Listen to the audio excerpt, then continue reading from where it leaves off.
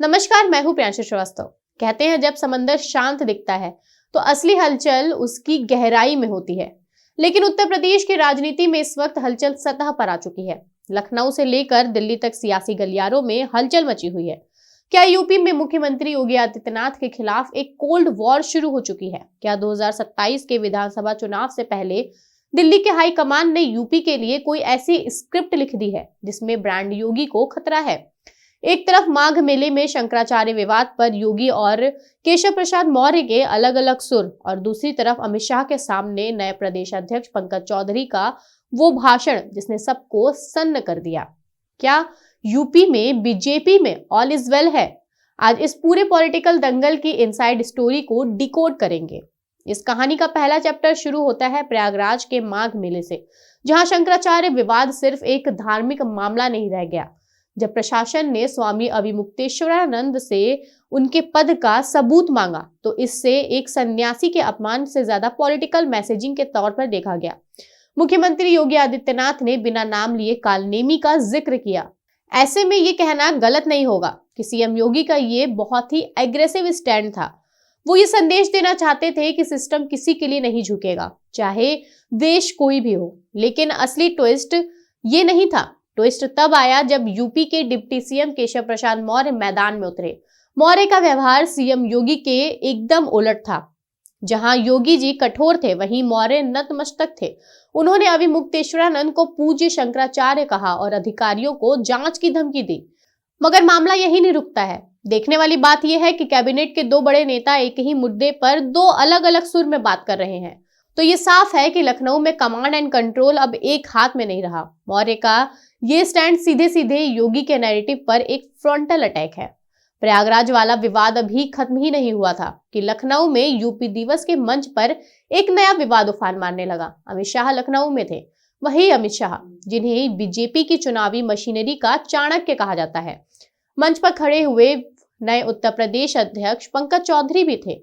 अब यहाँ की इंटरनल पॉलिटिक्स को समझिए। पंकज चौधरी और योगी आदित्यनाथ के बीच की अदावत दशकों पुरानी है। महाराजगंज की धरती से शुरू हुआ ये टकराव अब लखनऊ के बड़े मंच तक पहुंच गया है। पंकज चौधरी ने करीब 15-20 मिनट का भाषण दिया। उन्होंने प्रधानमंत्री मोदी का नाम कम से कम 25 बार लिया होगा। अमित शाह की तारीफों के कसीदे पढ़े। लेकिन ताज्जुब की बात यह थी कि बगल में बैठे मुख्यमंत्री योगी आदित्यनाथ का नाम लेने में उन्होंने जो चुप्पी साधी उसने सबकी धड़कनें बढ़ा दी। गौर करने वाली बात यह है कि जब पार्टी का प्रदेश अध्यक्ष अपने ही मुख्यमंत्री को क्रेडिट देने से बचता है तो समझ जाइए कि सिस्टम का प्रेशर ऊपर से आ रहा है। अमित शाह की मौजूदगी में ऐसा होना ये इशारा करता है कि दिल्ली अब यूपी में मोदी बनाम योगी के नैरेटिव को और धार दे रही है। मगर देखा जाए तो ये टकराव आज का नहीं है। याद करिए जुलाई 2024 की वो मीटिंग जब केशव प्रसाद मौर्य ने भरी सभा में कह दिया था कि संगठन सरकार से बड़ा है। ये सीधे सीधे मुख्यमंत्री के रसूख पर चोट थी। आज माघ मेले में मौर्य का संतों के पक्ष में खड़ा होना और अधिकारियों को हड़काना उसी पुरानी लाइन का एक्सटेंशन है। वो दिखाना चाहते हैं कि सरकार की लाठी से बड़ा संतों का आशीर्वाद और संगठन का साथ है। वहीं अमित शाह के सामने पंकज चौधरी की खामोशी के पीछे वो हार का जख्म भी है। बीजेपी की अंदरूनी रिपोर्ट में कहा गया था कि कार्यकर्ता सरकार से नाराज है। आज जब पंकज चौधरी सिर्फ मोदी मोदी कर रहे हैं और योगी का नाम नहीं लेते तो वो असल में दिल्ली को ये मैसेज दे रहे हैं कि देखिए, हम ब्रांड मोदी के साथ हैं, राज्य के नेतृत्व के साथ नहीं।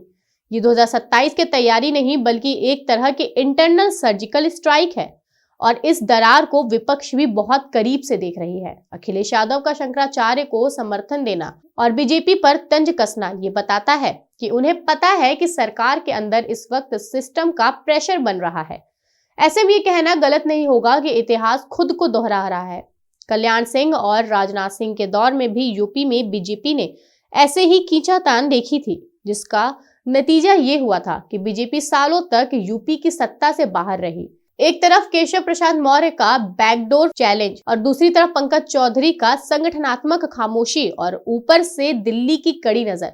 मगर योगी आदित्यनाथ भी इतनी आसानी से सरेंडर करने वाले नेता नहीं है। वो अपनी पॉपुलैरिटी के दम पर खुद का रास्ता बनाना जानते हैं। मगर इन सब के बीच असली सवाल तो ये है कि क्या 2026 में पंकज चौधरी और केशव प्रसाद मौर्य वही इतिहास दोहराने की नींव रख रहे हैं? क्या अमित शाह की मौजूदगी में ये अनदेखी यूपी में बीजेपी के पतन की शुरुआत है, या किसी बड़े बदलाव की आहट, या फिर दिल्ली से कोई ऐसे स्क्रिप्ट लिखी जा रही है जिसमें योगी आदित्यनाथ को उनकी ही टीम के जरिए घेरा जा रहा है? इतिहास गवाह है कि जब जब संगठन और सरकार के सुर बदले हैं, तब तब सत्ता का समीकरण बदला है। पंकज चौधरी की ये अनदेखी और केशव प्रसाद मौर्य का विद्रोही सुर क्या सिर्फ एक ट्रेलर है, या फिर 2027 से पहले यूपी में बीजेपी में किसी बड़ी सर्जरी की आहट है? आपको क्या लगता है? क्या वाकई योगी आदित्यनाथ को पार्टी के अंदर ही अलग करने की कोशिश की जा रही है? ऐसे ही बड़े मुद्दों पर बात करने के लिए बने रहिए हमारे साथ। तब तक के लिए धन्यवाद।